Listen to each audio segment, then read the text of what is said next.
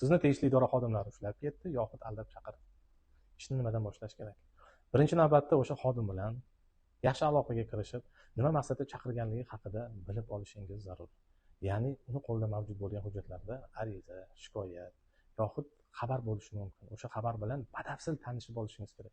Batafsil tanishib bo'lgandan so'ng, agarda sizni gumon qilinuvchi yoxud ayblanuvchi sifatida tushuntirish xati, ko'rsatma olmoqchi bo'lsa, siz ko'rsatma berishdan bosh tortishingiz va himoyachi bilan ta'minlab berishini so'rashingiz kerak.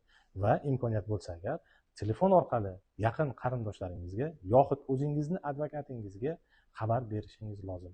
Advokat kelguncha siz ko'rsatma bermaslik, sukut saqlash, gapirmaslik, xodim tomonidan yozilgan hujjatlarga imzo chekmaslik huquqingiz bor.